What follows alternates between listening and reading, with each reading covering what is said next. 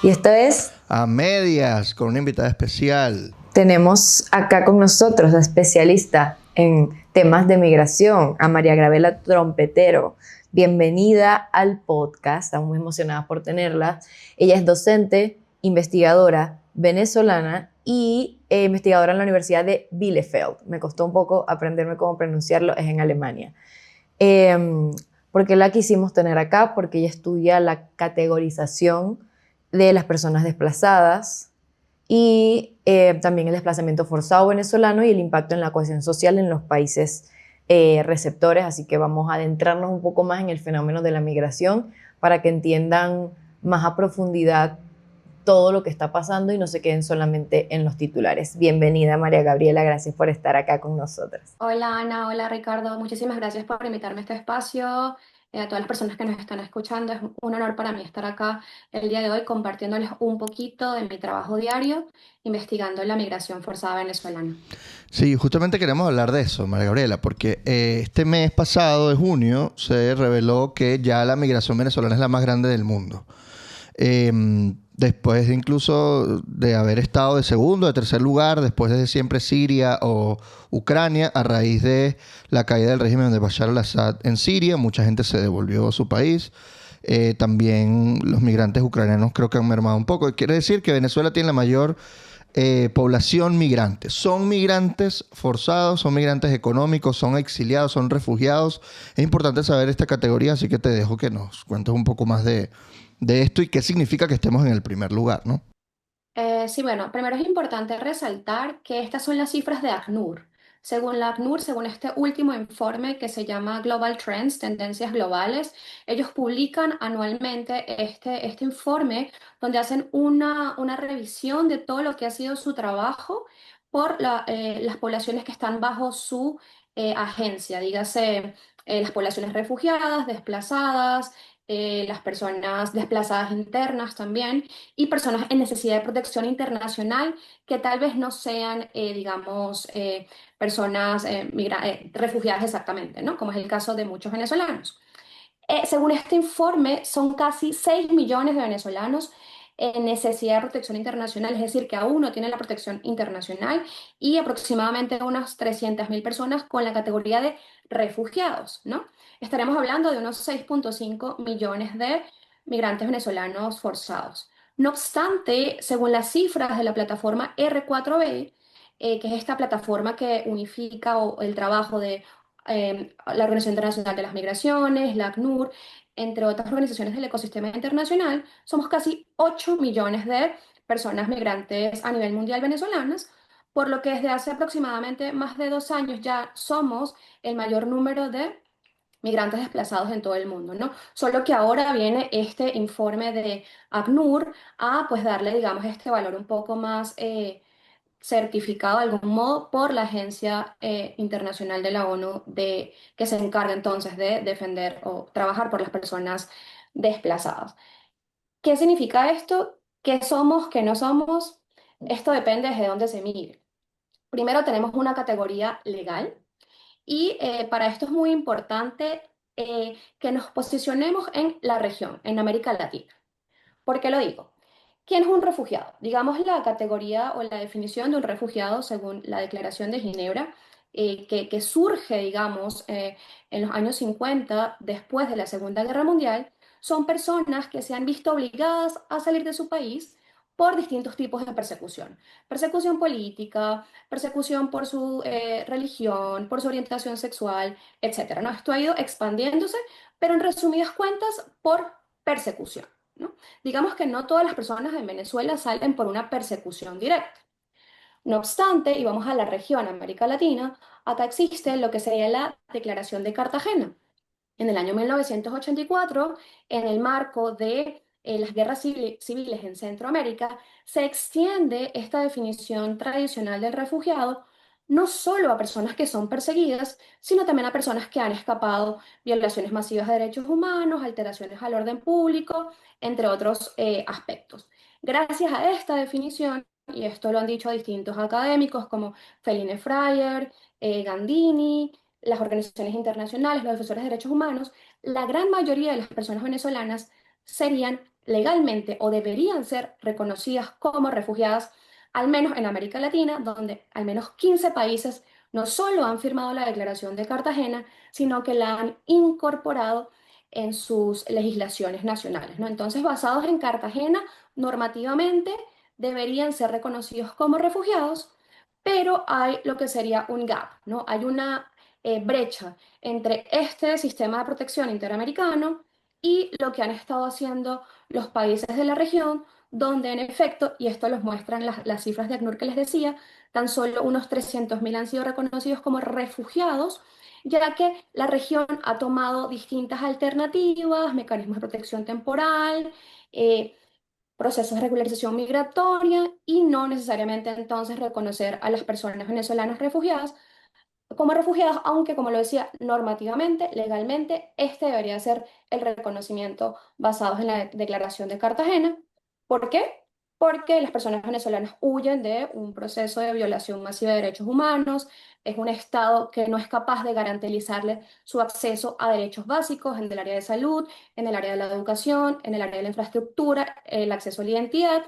Y por supuesto, esto se ve aún más impactado por la consolidación del autoritarismo y la persecución, digamos, de no solo disidentes políticos, sino de periodistas, defensores de derechos humanos y personas que simplemente iban pasando por algún lugar tal vez de protesta, ya que es un país donde ni siquiera hay, digamos, debido proceso o un sistema de justicia que entonces pueda garantizar que se respete el derecho a la debida defensa.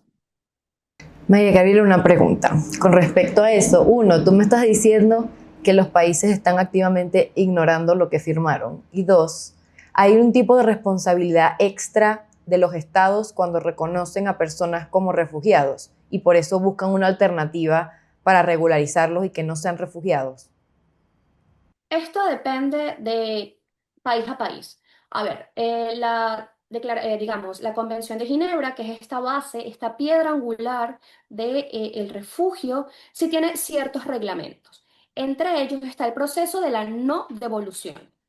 Es decir, una persona que es reconocida como refugiada no puede ser devuelta a su país de origen porque este es el país desde donde huye y donde sus derechos pues son violados, pueden ser violados, su vida corre peligro.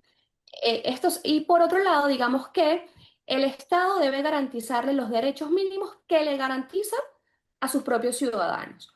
Por esto digo que esto cambia de país a país. Por ejemplo, en Alemania hay un estado de bienestar en el que a los ciudadanos se les apoya con distintas ayudas sociales para la vivienda, la alimentación, y por esto en Alemania un refugiado tiene acceso a todos estos derechos, ¿no? Un refugiado en Alemania tiene derecho a una vivienda, tiene derecho a alimentación y a una serie de servicios. Por ejemplo, en Colombia este no es el caso. En Colombia, digamos, no hay una obligación del Estado con sus propios ciudadanos para ofrecerles, digamos, una vivienda gratuita. Así que un refugiado en Colombia no tendría este tipo de acceso. La diferencia sería la no devolución, en el caso colombiano, y que una persona refugiada adquiere en Colombia una cédula de extranjería y se le haría más fácil, digamos, el paso a una residencia permanente. Pero digamos, estas responsabilidades en cuanto a materia de acceso a servicios van cambiando, pero según unas bases mínimas como son la no devolución y lo que les decía que depende de lo que el mismo Estado le ofrezca a sus ciudadanos en materia de servicios. O sea que el Estado colombiano, o sea, en Colombia precisamente, que es donde hay más ciudadanos venezolanos, hay casi 3 millones de migrantes venezolanos, ¿correcto? Al día de hoy, ¿no? 2.8, 2.9. Correcto. De estos, ¿cuántos están legales? O sea, porque esto puede indicar la movida de Petro, que fue distinta con respecto al gobierno de Duque, que Duque les dio un estatus temporal, eran residentes por un periodo de 10 años. Esto cambió en el 2023. Ya nos puedes contar con detalle cómo fue este proceso. Y quizá lo que se me viene a la mente es que la decisión que tomó es que tendría mucho costo económico para Colombia mantener una cantidad tan grande de refugiados en su país, o tiene que ver con otras razones. O sea, las razones que dio el gobierno colombiano, creo que leí por allí uno de tus artículos que los vamos a dejar en la descripción del canal de YouTube, era que según el gobierno colombiano la situación venezolana de emergencia estaba volviendo a la normalidad, ¿no?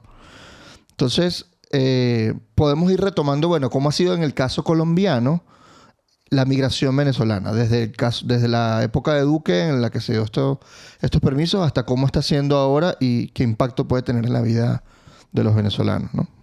Sí, creo que la respuesta de Colombia es muy interesante. Eh, Otra vez situando la respuesta a la migración venezolana en la región, al principio, entre los años 2015, 16, 17, cuando empiezan los flujos masivos de venezolanos en la región, la mayoría de los países actuó con una respuesta bastante solidaria. También no solo en las políticas, también digamos había un discurso muy fuerte en contra de Nicolás Maduro, también la mayoría de los presidentes digamos tenían una postura antagónica a la de Maduro y pues se da una serie de respuestas de bienvenida, de solidaridad, sobre todo hasta el año 2018. En el año 2018 empezamos a ver un retroceso. Panamá inicia exigiéndole visa a las personas venezolanas, seguida por Chile, Ecuador, Perú y como ustedes saben, en la actualidad creo que son las excepciones quienes no les piden visa a los venezolanos. Las excepciones solo son entre ellas Brasil, Uruguay, Colombia, Paraguay. Y si se me pasa un país, creo que muy pocos, pero la gran Sí. mayoría hoy han girado hacia en las Américas. Hasta Cuba y Nicaragua nos piden visa. Cuba, Nicaragua, El Salvador, Perú, Ecuador, México. eh, México, ¿no? Entonces se vio este giro hacia políticas más restrictivas, pero Colombia hizo lo contrario. Colombia venía de un proceso con Juan Manuel Santos de un permiso especial de permanencia PEP, que era parecido al que había en Perú, el que había en Ecuador, que permitía una estancia en Colombia regular por 2 años. No obstante, el gobierno de Iván Duque apuesta por el Estatuto Temporal de Protección para Migrantes Venezolanos, que ofrece un acceso a derechos por 10 años, regularizó a casi 2 millones de personas venezolanas en Colombia Un montón. y además de estos 10 años, que son un hito, incluso para este tipo de regímenes de protección temporal, que no son nuevos en el mundo, ya existe un mecanismo similar en los Estados Unidos, el turco para proteger a la población siria. Acá mismo en Europa hay uno ahorita para proteger a los ucranianos. Digamos, estos mecanismos temporales surgen para llenar los vacíos que pueden haber en el régimen de refugio, ¿no? Colombia tampoco decide, aunque pudo haberlo hecho, reconocer a todos los venezolanos como refugiados prima facie, pero se va por esta alternativa, pues por distintos temas de capacidades institucionales, también un poco la creencia de que el refugio es solo para el perseguido político, entre otras circunstancias. No obstante, se da, digamos, esta respuesta alternativa que ha sido celebrada por la cooperación internacional y, digamos, con la llegada de Petro, digamos, Petro no eliminó el estatuto, ¿no? Petro dejó los mismos plazos que había dejado el decreto presidencial, que es la base del estatuto aprobado por Duque, pero Petro pudo haberlo extendido, pudo haberlo renovado, ya que en Colombia hay aproximadamente 500.000 personas venezolanas otra vez en irregularidad. Porque otra de las razones del estatuto era regularizar a las personas venezolanas. En 2021 éramos casi 1 millón de personas venezolanas en Colombia en irregularidad. Entonces, digamos, el estatuto reduce este número de personas irregulares, se regularizan 2 millones de personas, pero ya que Petro no lo reactiva, no lo continúa, estamos actualmente con 500.000 personas venezolanas en Colombia en situación irregular. ¿A qué se debe esto? No se trata de un tema económico. En Colombia, una persona refugiada no va a recibir, digamos, un apoyo extra por parte del gobierno colombiano. Si recibes una cédula de extranjería que va a permitir, va a ser tu integración socioeconómica mucho más fácil en el país, porque esta cédula de extranjería es reconocida por la sociedad colombiana, perdón.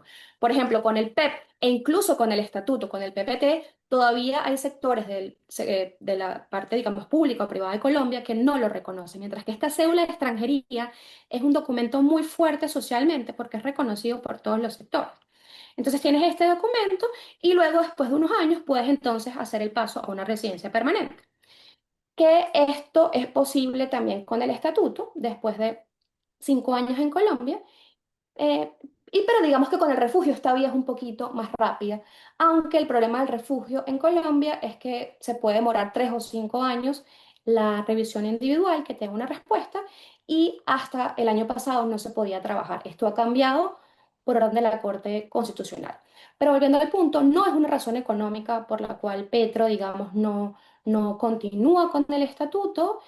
Básicamente, la lectura que yo le doy es que obviamente al Petro acercarse en sus relaciones exteriores al gobierno de Maduro, se le complejiza este acercamiento si él sigue justificando el estatuto, digamos, bajo la perspectiva real de que los venezolanos escapan de una emergencia humanitaria compleja y una crisis, digamos, en muchas áreas, ¿no? Entonces, una de las lecturas es esta, ¿no? Que no continúa con este mecanismo de protección en este acercamiento en sus relaciones con el régimen de Maduro que le pudiese traer algún tipo de problemas, ya que no habría un tema económico, todo lo contrario, un migrante regularizado es un activo para la economía colombiana. Un migrante regularizado se le hace más fácil incluirse en el mercado laboral, aporta con sus impuestos. Hay un estudio muy importante de la OIM con Equilibrium, con la Konrad Adenauer Stiftung, donde ya se ha demostrado que solo en Colombia es más lo que ya han aportado los migrantes venezolanos a la sociedad colombiana en materia económica que lo que ha invertido el Estado colombiano y la cooperación internacional. Y este estudio ha sido replicado en Perú, en Ecuador, donde el activo, digamos, de una persona migrante, pues es muy grande en materia económica, social y cultural. Wow.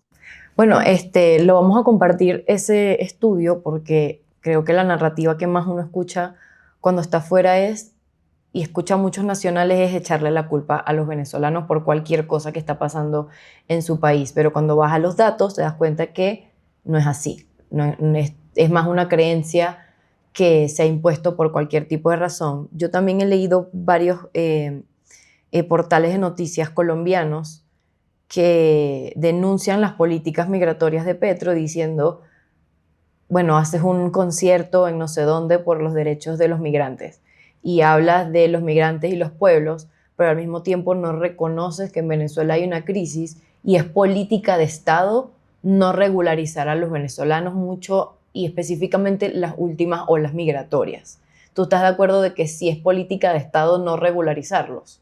Sí, no diría de Estado, porque lo interesante del Estado, valga la redundancia, colombiano, es que se venía dando una continuidad, ¿no? Mm. Desde Juan Manuel Santos vemos cómo se empieza a dar este permiso especial de permanencia. Colombia no tenía las capacidades, no tenía el conocimiento. De la mano de la cooperación internacional se empiezan a desarrollar las capacidades, la importancia de la regularización, la importancia de un migrante integrado. Un migrante integrado regularizado le sale mucho más barato al Estado que un migrante en situación irregular, ¿no? Tan solo ha habido una serie de análisis en el sistema de salud y solo en el sistema de salud es más viable, es mejor para Colombia desde una perspectiva económica la migración regular, ¿no? Entonces se dio una continuidad. Entre el gobierno de Santos y el gobierno de Duque habían grandes diferencias. No obstante, se comprendió que lo que se venía trabajando venía por una buena, digamos, por un buen camino, sobre todo con un enfoque de integración socioeconómica, por lo que Duque continúa con el PEP y crea, digamos, este Estatuto Temporal de Protección, que era mucho más amplio. Ahora con Petro lo que vemos es una ruptura de gobierno. La primera gran ruptura es que él cierra la gerencia de fronteras. La gerencia de fronteras era una oficina muy importante creada por la administración de Juan Manuel Santos, de hecho, en 2018, donde esta organización coordinaba porque, a ver, pensemos en un país como Colombia. Tienes un conflicto armado, tienes un proceso de paz, tienes un montón de retos socioeconómicos y te llegan en un periodo muy corto 1,8, 2 millones de venezolanos. Y tienes el apoyo de la cooperación internacional y de distintas agencias del gobierno? ¿Cómo coordinas tú esta respuesta con todos estos retos? Entonces, esta oficina, la gerencia, se encargaba de coordinar esta respuesta tanto en un nivel horizontal entre las distintas ministerios del gobierno colombiano, como con los gobiernos locales y con la cooperación internacional, ¿no? Y era muy importante esta oficina porque tenía un enfoque de integración socioeconómica. Entonces ya se venía dando este desarrollo institucional, este fortalecimiento de capacidades, desde el gobierno Santos, pasando por Petro, y lo primero que hace, pasando por Duque, perdón, y lo primero que hace Petro es cerrarla. ¿Por qué la cierra? Esto sería difícil saberlo, pero uno de los enfoques es que es un gobierno que viene con este enfoque de cambio total, que piensa que todo lo que se hizo antes no funciona. Y ya esta ruptura empieza entonces a crear un impacto en lo que venía después de la regularización, que era la apuesta por la integración socioeconómica. Esta oficina era muy importante porque estaba al mismo nivel de la presidencia y estas funciones se delegan a una oficina dentro del Ministerio de Igualdad, donde el margen de acción es mucho menor. Entonces, sí, digamos que hay cosas que han continuado porque ya se estaban moviendo en otros entes del Estado colombiano, pero esta ruptura, si bien ha sido de un gobierno más que de un Estado, bueno, también está la Corte Institucional colombiana, que es la que ha dicho, no le puedes prohibir a los solicitantes de refugio que no puedan trabajar. Y es la que ha estado pujando por mejorar el sistema de refugio. Vemos otra ala del Estado que sigue trabajando con otra lógica, ¿no? Pero como sigue siendo un país hiperpresidencialista, donde las decisiones del presidente tienen mucho impacto, pues sí, esto ha calado, digamos, de alguna manera en toda la respuesta a la migración venezolana en ese país, lamentablemente con retrocesos. No lo comenté, pero se creó un PEP tutor para los hijos, perdón, para los padres de los niños que todavía son regularizados por el estatuto, pero este no ha sido implementado correctamente, y una visa de visitante especial, que además nos ponen visitante especial, como si el venezolano está visitando Colombia por placer, que Claro. solo dura 2 años. Y tiene una serie de requerimientos muy complicados y según un último estudio de investigación periodística y según cifras de Cancillería, solo el 11% han sido aprobados de las solicitudes de visa de visitante especial. Entonces vemos un retroceso importante y seguimos con los más de 500.000 venezolanos en situación irregular que han seguido llegando pues después del 28 de julio. Este es el caso de Colombia, ¿no? Pero en el resto de América hay un montón de venezolanos. En Perú hay más de 1 millón. En Ecuador también hay cientos de miles. En Bolivia, en Chile, en Estados Unidos. Ahora también acaban de quitar el estatuto temporal de protección, el TPS. Pareciera que también es algo como que hacia donde va de nuevo el continente. O sea, por un momento nos acogieron, nos dieron papeles, o sea, a los venezolanos en el mundo, ¿no? Por lo menos nos dieron regularización, residencia, y ahora pareciera que está como que virando, está cambiando eso. O sea, ¿cómo lo ves tú? Y mi otra pregunta es, ¿los países están obligados a recibir a los venezolanos y a darles este estatuto de refugiados? Mencionaste la declaración de Cartagena, pero o sea, ¿los países están obligados por esta declaración o es más una decisión interna de la cual ellos se pueden zafar? Sí, bueno, lamentablemente vemos un giro hacia políticas más regresivas, no solo en América Latina, sino está pasando a nivel mundial, está pasando acá en Europa, tal vez con la excepción de países como España. Del resto, a nivel global, vemos sí, un mundo girando más no solo hacia políticas restrictivas, sino hacia discursos xenófobos que son realmente los que alimentan este retroceso, ¿no? Poco se habla, como lo decía Ana, de con lo que contribuyen los migrantes en las sociedades, que pagan impuestos, las capacidades intelectuales que traen, el emprendimiento cómo, digamos, también contribuyen a nivel social y cultural. Se habla de lo malo, se habla de la criminalidad, lo que ha sido, digamos, un enfoque importante en el caso de la migración venezolana, el nexo entre criminalidad y migración, aunque no existen, digamos, estudios empíricos que digan de que este nexo es cierto, ¿no? No existen hasta la fecha estudios que nos digan que la migración aumenta la criminalidad. Por ejemplo, se trata de, digamos, cuando un migrante comete un crimen, porque los migrantes también cometen crímenes, digamos, los medios de comunicación y los políticos se alimentan de estos sucesos, los ponen más alarmistas, más amarillistas, son la noticia que venden, cuando esto no está respaldado, digamos, por las cifras que sean los migrantes los que contribuyen con el aumento de la criminalidad y los políticos buscan el chivo expiatorio perfecto, digamos, para responsabilizar a sus problemas como políticos tomar decisiones en retos estructurales que ya existen en sus países, ¿no? Eso por un lado, que creo que es la razón principal por la que ha habido un retroceso en las políticas en la región. Además de también este nexo que también es muy típico, que el migrante viene a robarme el trabajo, como este miedo, digamos, que puede existir en ciertos estratos de que el migrante representa una competencia, que puede ser en ciertos espacios, no lo niego, sobre todo cuando los migrantes llegan a espacios muy vulnerables, ellos tienden a ofrecer su trabajo por, digamos, unos montos menores, lo que sí genera ciertas competencias, pero estos son temas que pueden solucionarse si las personas no se viesen obligadas a, digamos, incrementarse en estos círculos de explotación laboral, que es lo que vemos en países de la región. ¿Están obligados o no están obligados los países? Pues esto en derecho internacional un poco es lo que se llama soft law.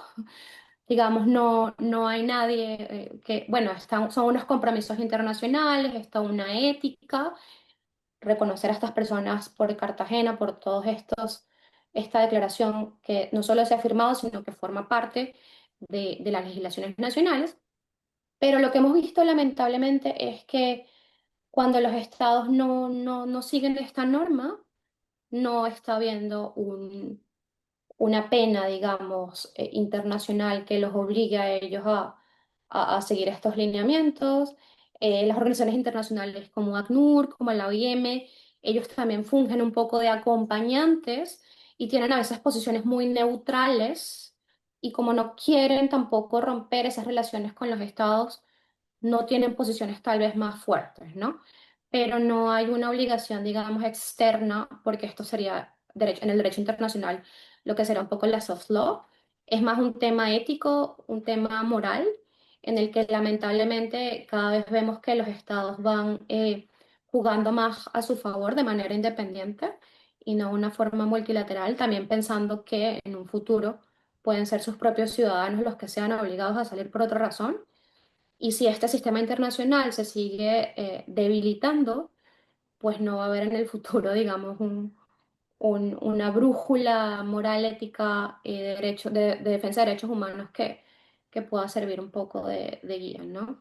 Y bueno, lo estamos viendo ahorita con Estados Unidos, era el foro del mundo liberal y pues ahorita se está, digamos, volando el debido proceso, no está siguiendo el debido proceso, no está siguiendo los derechos internacionales, el derecho internacional, no sé, sí, bueno, se han deportado personas a El Salvador, lo que no tiene ningún tipo de justificativo, ¿no? Entonces sí, es una situación muy preocupante y lamentablemente ahorita no pareciera haber un sistema internacional que pudiese juzgar a quienes no sigan con estas normas.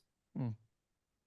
Hay algo que mencionas mucho y creo que le podemos dar una perspectiva a las personas que tienen la narrativa de, bueno, pero los migrantes llegan al país receptor a hacer desastre, sobre el impacto en la cohesión social. O sea, ¿qué nos puedes hablar de, o sea, qué te refieres cuando dices cohesión social y el impacto que tiene el desplazamiento forzado de venezolanos específicamente, pero de migrantes en general? Porque, a ver, no es raro ver, escuchar o leer a venezolanos justificando medidas que al final los dañan a ellos y dañan a cualquier otro migrante venezolano en el país, ¿no? Así como vimos a los venezolanos en Estados Unidos diciendo, bueno, yo estoy irregular, porque recuerden que ninguna persona es ilegal, yo estoy irregular, tengo TPS, a mí no me van a hacer nada. Y después fueron quitando las leyes o fueron debilitando cualquier estatus que puedan darle algún tipo de regularización en el país. Entonces, ¿cuál es el impacto en la cohesión social en los países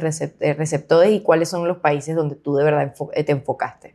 Sí, bueno, es importante resaltar que existen retos, sobre todo en un contexto como la migración venezolana, en el que en un transcurso de 5 años, unos 6 millones de personas llegaron a distintos países de América Latina. Esto en un primer momento tiene un impacto, digamos, en el sistema de salud, Ah, por ejemplo, y también recordemos las condiciones de las que escaparon muchos venezolanos, ¿no? Muchas mujeres embarazadas que no pudieron hacerse en Venezuela nunca un chequeo médico porque simplemente no había un hospital que le diera estas condiciones. Personas con enfermedades catastróficas, personas con eh, desnutrición, niños con desnutrición. hubo, digamos, una presión en los sistemas de salud, también de educación. Por ejemplo, en Colombia llegaron muchos niños a las escuelas colombianas cuyos niveles educativos no iban de acuerdo a la edad en la que ellos deberían estar, ¿no? También por el retroceso que hubo en Venezuela en materia educativa. Recordamos que hablamos de un retroceso en materia educativa de más de 40 años. Esto también generó unas tensiones en los colegios colombianos. Muchos maestros no estaban preparados en un principio para atender a esta población.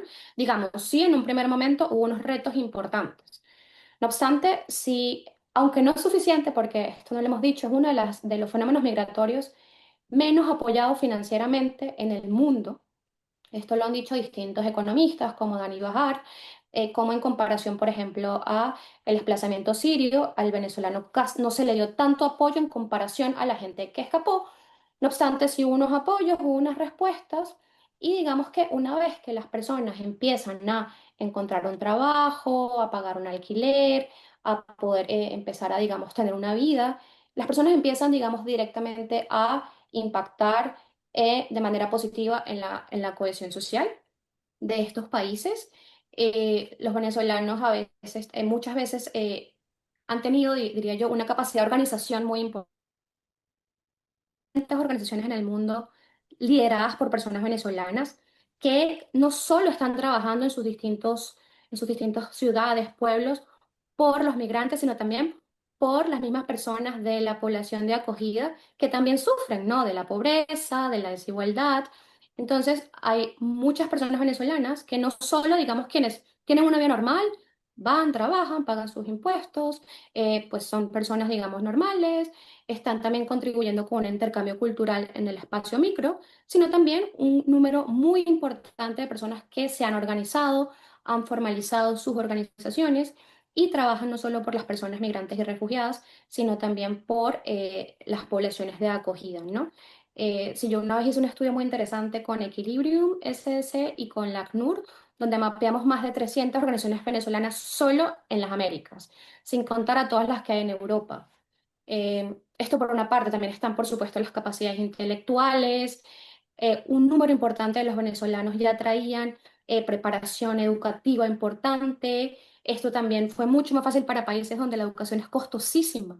Tenemos venezolanos muy preparados que llegaron a Argentina, a Chile, a Colombia. De hecho, hubo países, esto es un caso muy interesante. Colombia en un principio le hizo la integración a los médicos venezolanos muy difícil. Y muchos de estos médicos que emigraron entre el 2017 y 2019 fueron a Chile, porque allí era más fácil para los médicos, al menos, ¿no?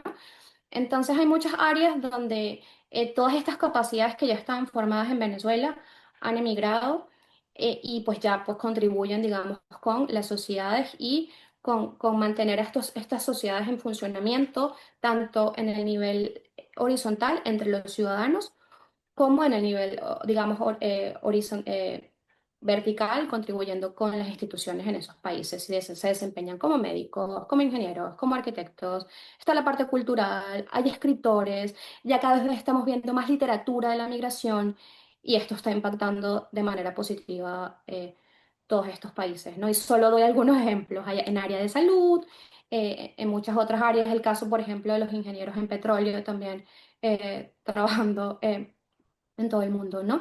Y esto también nos demuestra cómo la geografía venezolana se ha extendido, que hoy Venezuela es un país más allá de sus fronteras y cuando, digamos, llegue el momento de la transición democrática, creo que esto es un activo muy importante que va a contribuir con recuperar el país y con esa recuperación, digamos, desarrollo que será necesario.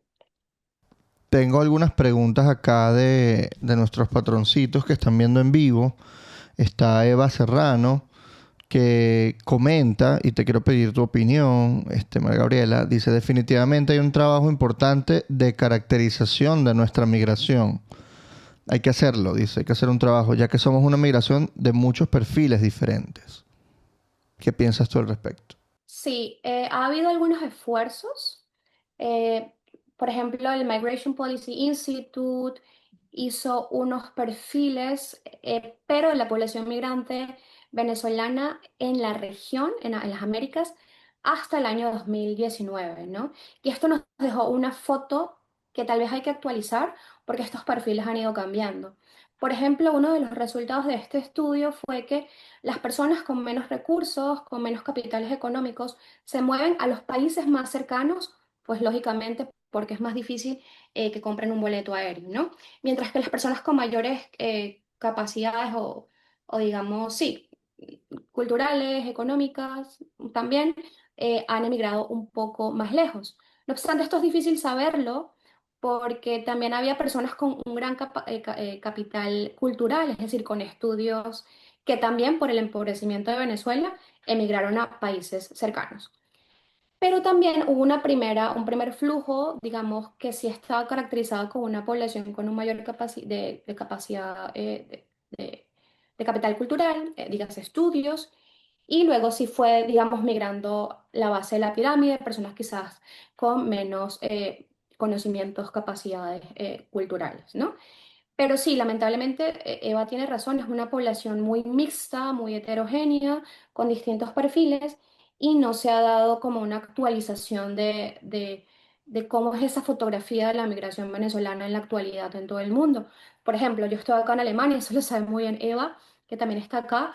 Acá a la fecha no tenemos un perfil, no sabemos quiénes somos, solo sabemos que los solicitantes de refugio son enviados al estado de Sajonia, que hay un grupo importante de venezolanos, más de 8.000, pero también sabemos que muchos migrantes venezolanos, que si bien han sido forzados a dejar su país, no solicitaron refugio y se desempeñan en distintas áreas y tienen distintos niveles. Entonces sí, eso también es algo que creo que ha faltado un poco para entender mejor cuál es el perfil tan mixto de nuestra población. Fíjate, ya voy a leer la otra pregunta que tenemos acá de Samuel, pero cuando comentaste el tema de la subfinanciación de la crisis migratoria venezolana en comparación con la Siria, le pregunté a la inteligencia artificial que me diera las cifras reales desde el 2020 para acá. Y Siria obtuvo en promedio 5 veces más que la migración venezolana. Siria entre 2020 y 2024 recibió 10.600 millones de dólares, solo la población migrante en cooperación internacional, ayudas a los refugiados, a los migrantes, etcétera. Venezuela recibió 2.800 millones, o sea, 5 veces menos. Lo cual te habla un poco de que no está vista como una crisis realmente, ¿no? ¿O cómo lo interpretas tú que esté tan... También es que muchas veces en la comunidad internacional, si no estás en guerra, no es tan grave, Ujú. ¿sabes? Como si no estás en conflicto armado activo, quizás no es tan grave porque esta gente está saliendo porque es migrante o porque hubo emergencia humanitaria compleja y todo el mundo escuchó la emergencia humanitaria compleja después de 2017 con la escasez, con la hambruna, y ahí prestaron atención. Pero después el flujo migratorio no paró porque el régimen seguía, pero ya la narrativa política es distinta. Esa es mi suposición. ¿Qué piensas tú? Sí, creo que juegan dos aspectos, ¿no? Como tú lo mencionabas, primero, bueno, diría tres. Más allá del tema de que sea o no una guerra, digamos, con lo visual, lo poderoso de la imagen de un edificio destruido, que pues en Venezuela tuvimos niveles de retroceso económicos incluso peores que muchos países en guerra, pero también creo que juega un rol la cercanía y el impacto de estos flujos en países, centros de poder importantes, ¿no? Por ejemplo, la migración siria, la migración afgana, tuvo una importante migración hacia Europa. Estos países, eh, por distintas razones, quisieron detener estos flujos y entonces aumenta mucho más, digamos, lo que sería Claro. el apoyo económico tanto en los países, digamos, a donde como que los contienen, ¿no? Como que sea estas políticas de externalización apoyan un montón a Turquía, a los países del Medio Oriente, de África del Norte, para que contengan a estos flujos que ellos no desean en sus países. Eso por un lado. En el caso de la migración venezolana, uno de los grandes donantes ha sido los Estados Unidos. No ha habido tanto apoyo como a Europa quizá le ha dado a otras migraciones que más les impactan, digamos, a sus países directamente. Y también, como lo decía Ana, ya estamos frente a una protracted crisis, que es una crisis que ya se mantiene por mucho tiempo, lo que le va quitando visibilidad, Por ejemplo, no sé si recuerdan, antes se hacían muchos grandes foros de donantes por la migración venezolana. Esto se hizo en 2018, 2019, 2020. Se hacían anuales, se reunían los donantes, cada donante decía a quién le daba el dinero, cómo iba a ser ejecutado. Esto con el paso de los años se ha perdido porque creo que se ha perdido el interés frente a estas nuevas crisis. Recordemos que inicia la invasión rusa a Ucrania en 2021. Luego tenemos cómo se ha complejizado aún más el conflicto entre Israel y Palestina, pero hay otras crisis. La venezolana no es la única de estas crisis olvidadas, ¿no? También está, por ejemplo, una de las migraciones más importantes viene del Congo. Cuando nosotros vemos en las noticias que en el Congo continúa un conflicto muy importante que impulsa un desplazamiento enorme, cuando vemos nosotros noticias en Sudán, ¿no? Entonces se ha ido como perdiendo un poco ese enfoque y sí, y lamentablemente el mayor donante que era los Estados Unidos, ya pues con los recortes de USAID, pues esto realmente es algo muy, muy grave, no solo para venezolanos todavía en Venezuela, ¿no? Que con estos recursos podían hacer distintos trabajos, sino también para quienes trabajan por los migrantes en los países de destino, ¿no? Entonces, lamentablemente ya era una crisis underfunded, con muy pocos recursos que ahora con estos recortes de USAID, que era el principal donante, van a seguir retrocediendo y en este esquema de nuevas crisis y una crisis de algún modo olvidada. De hecho, es interesante, ¿no? Ver la narrativa de ese mismo informe de Global Trends de ACNUR, porque dicen brevemente, es como una gráfica donde ves a Venezuela de primero, pero no tienen una sección para Venezuela, no dicen por qué los venezolanos siguen saliendo, o sea, es como, bueno, Venezuela, ajá. Como que está ahí, o sea, como el Congo, pues, como lo que tú mencionabas de, ya viene siendo una crisis, es como un fastidio, es como que el que nunca se arregla. Ujú.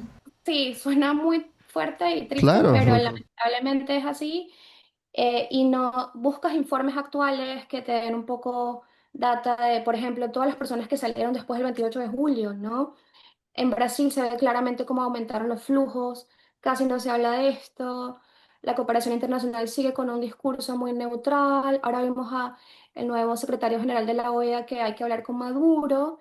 Entonces, lamentablemente creo que hay como sí, un enfoque internacional que ya tal vez se cansó, no lo sé, y la apuesta más a un tipo de, no sé si llamarlo cohabitación, pero sí creo que es Como lamentable que bajar ocurra la tolerancia. eso. presión, por lo menos. Sí, es tolerancia. Reducir la presión a Maduro para que, no sé, más bien tratar de apelar a su lado humano, si es que existe, a su lado I don't bueno, believe that. para Ahí que, tenemos otras preguntas de los Patreons. Hoy hay muchos conectados, gracias. Samu pregunta, ¿qué medidas debería crear el Estado venezolano para ayudar a los migrantes? Consulado, facilidades para pasaportes y trámites o inscripción en el CNE. Yo voy a empezar igual que ellos deberían hacer muchas cosas, pero no quieren. No hay no las voluntad hacen. Son, política de hacerlo. Y yo, sí, imagínense si Petro no reconoce la crisis y por eso hay trabas regularizándolos. El mismo gobierno venezolano no va a reconocer que gracias a ese gobierno, gracias a ellos, es que hay el flujo, que hay la bueno, crisis migratoria. el O solo sea, hecho de que no dejaron votar a millones y millones de venezolanos en las elecciones del 28 de julio.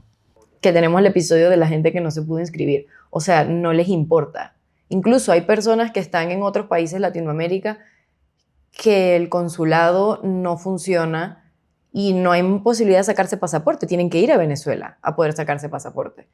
Pero si tienes algo más específico, puedes responderle a Samu, porque supongo que también el Estado tiene obligaciones que en papel debería cumplirlas y no lo hace porque no quiere. Sí, sí, Samo, pues estoy de acuerdo con Ana y con Ricardo. Lamentablemente es un Estado que niega a su diáspora, la ha negado desde el mismo inicio. Durante la pandemia dijeron que los venezolanos eran armas biológicas, los que venían de Colombia. Eh, Maduro hace muy poco decía que eran 2 millones de venezolanos y es muy interesante cómo ahora le dan este empuje del plan Vuelve a la Patria, pero es más como respuesta a Trump deportando a nuestra gente, violando los derechos de nuestra gente, ¿no? Entonces, es un Estado que no solo nos ha invisibilizado, sino que nos ha instrumentalizado de acuerdo al momento en el que le conviene supuestamente defender los derechos de los migrantes venezolanos. ¿Qué debería ser, digamos, si no fuese este Estado autoritario, este régimen autoritario, y fuese un Estado medianamente normal? Pues evidentemente restablecer las relaciones con los países con los que las ha roto. Este es uno de los primeros de las grandes barreras que enfrentan los venezolanos en el extranjero. No tener un consulado al que asistir para realizar ningún tipo de trámite, como sea sacarse un pasaporte, una postilla, etcétera, etcétera. También, pues, evidentemente, crear un registro electoral en el exterior para que los venezolanos fuera podamos votar. Casi 5 millones de venezolanos se quedaron sin votar en las elecciones presidenciales pasadas. Cuando inicie una transición democrática, creo que esto va a ser una pregunta muy interesante. ¿Cómo van a cambiar las políticas, la política dentro de Venezuela, pensando en ese gran capital electoral que va a haber fuera de Venezuela, ¿no? ¿Quién nos va a representar en el Parlamento? Creo que hay un montón de preguntas y temas interesantes para una transición democrática.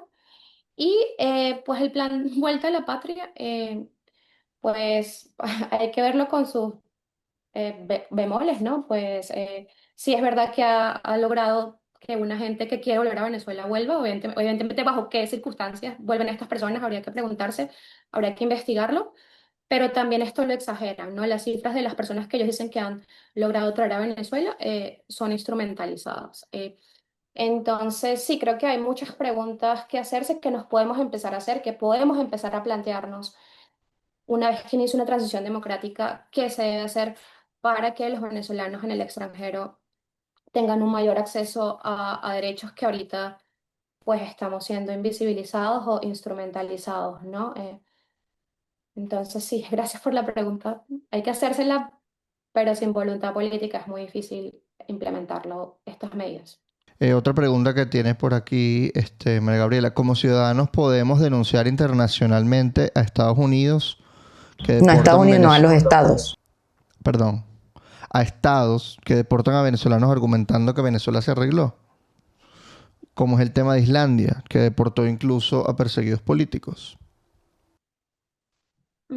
Sí, ese es un tema muy complejo. De hecho, lo he trabajado mucho en Alemania, porque en Alemania han sido deportados más de 100 venezolanos en los últimos 3 años. Hasta el 2022 no se registraron deportaciones de venezolanos desde Alemania, inician en el 2023. ¿Y qué podemos hacer frente a esto?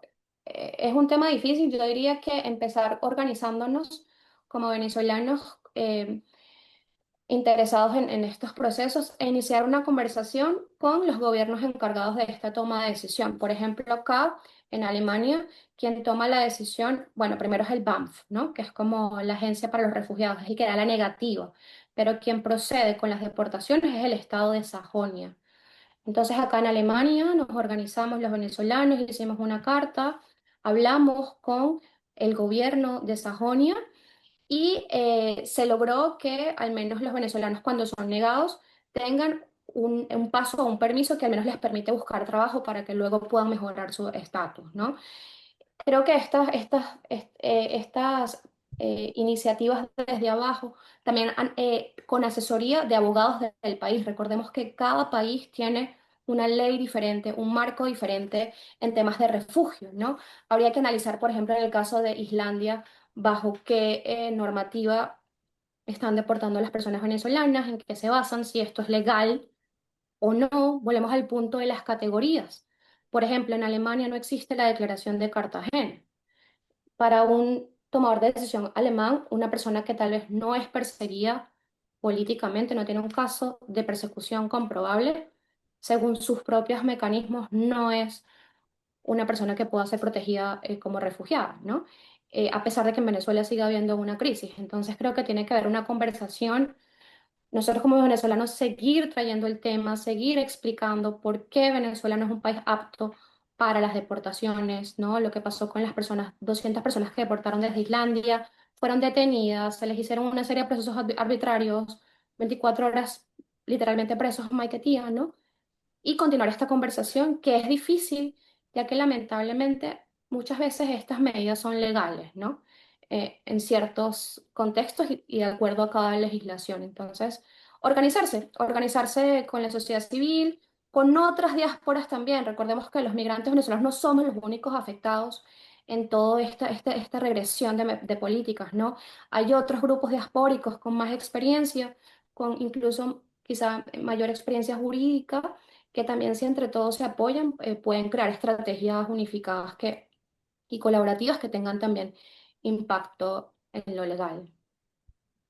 También pasa mucho que en los países donde hay muchos migrantes venezolanos, uno, hay organizaciones venezolanas dentro del país y también yo sé que los venezolanos a veces tenemos como ese rechazo a las instituciones, ¿sabes? Como yo no puedo ir a ninguna institución porque no me van a contestar. Y si hay países donde hay ciertos grupos de la sociedad civil del mismo país, o sea, no son venezolanos, que te ayudan por lo menos a tener comunicación con las instituciones. En el caso de Colombia, la Defensoría del Pueblo contesta.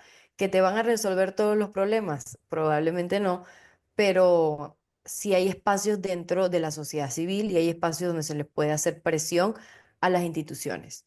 No es un proceso rápido, obviamente. Estamos en el contexto de que estamos desprotegidos. Ni siquiera nuestro propio Estado nos protege y llegamos a otro y hay que luchar por ciertos derechos.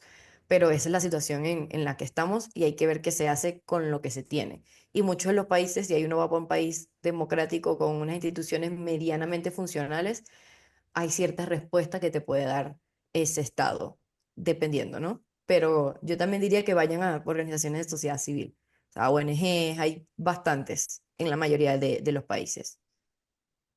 Yo quería hacer algo porque cada vez como leía lo que escribes, siempre hay referencia como a las narrativas de paz y conflicto, o, o sea, hay categorías que invisibilizan la violencia de fondo, ¿sabes? Como que tiene que ver es la parte de conflicto y la parte de paz que afecte la movilidad de las personas, si modifican rutas de cómo se mueven, modifican las redes o los medios en los que se movilizan las personas.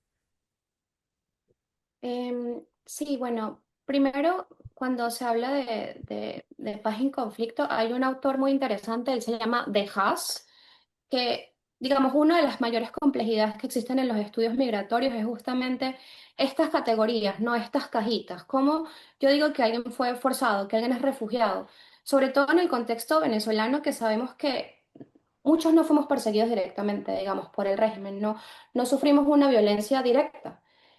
Y no fuimos, digamos, obligados directamente por el régimen a salir mañana en el plan de si no sales mañana, vas a ser encarcelado, ¿no?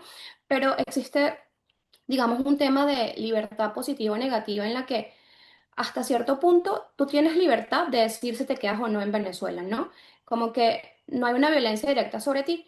No obstante, hay una serie de digamos, aspectos estructurales que de alguna manera sí te están obligando a salir de un país como Venezuela, ¿no? Pues lo sabemos con el tema de la crisis económica y esto es muy importante también. A veces han fallado algunos investigadores que cuando van al campo les preguntan a las personas, ¿usted por qué salió? Opción A, crisis económica. Opción B, perseguido político. Opción C, em, crisis climática, ¿no? Evidentemente, un venezolano que no fue perseguido al ver estas tres opciones va a decir crisis económica. Entonces nos han empezado a categorizar como crisis económica cuando no se está considerando que es una crisis donde muchos elementos se unen y hacen el día a día básicamente invivible en Venezuela, con la crisis económica, la crisis de servicios, no hay agua, no hay electricidad, no tengo un buen servicio médico, no es que no tengo un buen servicio médico, es que no me voy a poder operar digamos, tengo una enfermedad catastrófica, no me puedo operar, no puedo sobrevivir. Mis niños, si van al colegio público, solo ven clases dos días a la semana. Entonces se unen todos estos factores y en efecto, aunque no hay un conflicto armado en Venezuela, sí hay una situación estructural que está forzando a la gran mayoría a salir. En la ruta, digamos, y es interesante porque se puede hablar de esta paz positiva, paz negativa también.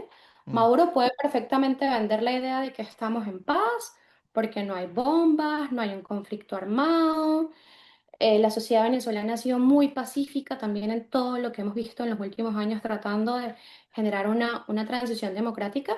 Y él puede vender esta idea de que hay paz, ¿no? Pero ¿qué tipo de paz estamos hablando, no? Esto es lo que Galton denominaba la paz negativa, ¿no? Sí, una paz, pero ¿es realmente paz? Eso por otro lado. Y por otro lado, pues en la ruta, eh, pues muchas personas también siguen enfrentando violencia en sus procesos migratorios. Por ejemplo, hay una autora que describe cómo una mujer migrante venezolana sale por toda esta crisis de servicios, de educación, de alimentación, no le puede dar comida a sus hijos, va a Colombia, en Colombia es víctima del conflicto armado, se ve obligada entonces a ir a los Estados Unidos, pasa por toda la ruta de Centroamérica y estos son los que se llaman dobles y triples violencias, revictimización de las personas migrantes en sus pasos migratorios. No obstante, también hay personas migrantes aportando por la paz, que es el tema que estoy trabajando ahorita en la Universidad de Bielefeld, en un proyecto financiado por la Unión Europea. Nosotros investigamos cómo los migrantes forzados contribuyen con visiones de paz, ¿no? Y evidentemente estamos investigando qué permiten que los migrantes entonces también apuesten por la cohesión social, por la integración, por distintas contribuciones culturales, sociales, hasta artísticas. También estamos observando las contribuciones artísticas de los migrantes, pero hay una serie de condiciones de posibilidad para que esto sea realizable, que tengas una regularidad, que estés tranquilo, también que emocionalmente, digamos, ya también hayas trabajado el proceso de duelo migratorio, que también es otro reto que enfrentan los migrantes. Entonces, bueno, dije muchas cosas, pero es que todo este tema de la paz, el conflicto y la violencia, sino como que tiene varias aristas y creo que es muy interesante en el caso de la migración venezolana, cómo justamente podemos ver que un país no tiene que estar en guerra para que 8 millones de ciudadanos sean obligados a salir de su país. Lo cual debería hacer que estos países vuelvan a pensar la migración como problema. Porque usualmente se ve como que la gente se tuvo que ir porque destruyeron su escuela con un bombazo. Sí, pero también lo están destruyendo al no pagarle a los profesores y el no tener infraestructura ni servicio. O sea, el edificio sigue ahí, pero por dentro es un, sí, un cascarón vacío, un carapacho de colegio, un carapacho de hospital. Sí, es interesante porque incluso en contextos de guerra, lo estamos viendo en el caso de Ucrania, ¿no? Hay sectores que no están bombardeados todo el tiempo, pero siguen teniendo una escuela que funciona, con unos maestros que les pagan relativamente bien, con un sistema de salud, y hay personas que retornan. De hecho, si vemos las cifras de la... Obviamente no estoy romantizando ni diciendo que una crisis es mejor ni peor que la otra, pero un poco para repensar realmente Claro, que no es necesario que haya un conflicto armado para que realmente las condiciones en un país sean claro. de supervivencia, ¿no? Esto se llama migración de supervivencia. Emigras básicamente por sobrevivir, porque tus derechos mínimos no sean violados, sean garantizados, que creo que es un poco lo que ha pasado en Venezuela. Incluso muchos venezolanos a veces no lo saben.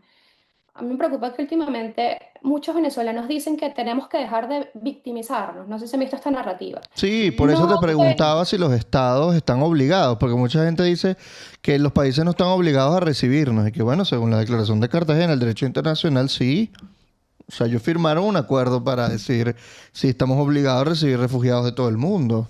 sí, no, y más allá de eso, creo que hay que diferenciar victimizarse con conocer tus derechos y luchar por ellos cuando son violados. Hay unos compromisos internacionales, hay un sistema internacional y todo esto tiene un origen, que fue la Segunda Guerra Mundial y las atrocidades que allí se vivieron. No es victimizarse, es que nuestros derechos están siendo violados en el país de origen. Hay unos compromisos internacionales que si se siguen violando, poco a poco los estados van a volver al sálvese quien pueda, ¿no? Como al... Sí, si no Sí, hay compromiso, si los Estados Unidos hacen lo que hacen, entonces si mañana hay una guerra en Nicaragua, o en, no sé, El Salvador, o en otro México, ¿por claro, qué tengo que recibirlos, no? Y esto es muy, muy grave. claro. Y yo le digo siempre a la gente, no se trata de victimizarnos, y yo no solo hablo desde la perspectiva de víctima, las personas migrantes están haciendo un montón de trabajo, tienen agencia, cada decisión es un proceso que no es de víctima, decidir a dónde voy, hacer el proceso de investigación, cuál es el mejor país que me conviene, o incluso arriesgarme porque soy perseguido, huir, buscar estas redes que me apoyan a salir de Venezuela. todo implica una toma de decisión y una agencia, y luego un montón de contribuciones en los países de destino, que no es que queramos ser víctimas ni victimizarnos, aunque en efecto creo que muchos sí lo somos por lo que le pasó a nuestro país y nosotros Claro. haber, haber tenido la culpa, digamos, pero sí no se trata de victimizarse, sino de conocer tus derechos y luchar por ellos. Y también lo decía Ana, no es solo conocer las instituciones de los países de destino donde yo puedo poner mis quejas. Por ejemplo, en Colombia se hace mucho las tutelas, para quejarse por algo. Es también conocer nuestros derechos de nuestros países de destino y trabajar por ellos de forma siempre en colaborativa con otros sectores de la sociedad que también estén luchando por ellos. Una última pregunta, María Gabriela, y ya terminamos. ¿Cómo ves el futuro de la migración venezolana con todo esto que ya venimos desde hace unos años ver cambiando hacia la restrictividad? ¿Crees que se pueda volver a abrir o cómo lo ves? Bueno, creo que es un panorama bastante complicado. Mm, Como decíamos, se van cerrando las puertas en distintos países de la región, vemos este retroceso en los Estados Unidos. No obstante, creo que ha habido innovaciones. En Colombia estuvo este maravilloso estatuto. Tal vez un próximo gobierno, en Colombia hay elecciones el año que viene. Tal vez, digamos, hay un giro hacia una política más garantista nuevamente. Brasil es un caso muy interesante. Brasil sigue manteniendo una política de puertas abiertas. El día de hoy tú vas a Brasil y de acuerdo a tus condiciones, tú o aplicas al refugio o aplicas a una visa de residente por Mercosur, ¿no? Brasil es un caso muy interesante porque a pesar de que ha habido cambios en su política, sigue manteniendo, digamos, una respuesta amplia para la migración venezolana, igual que España, que también es una excepción acá en Europa, ¿no?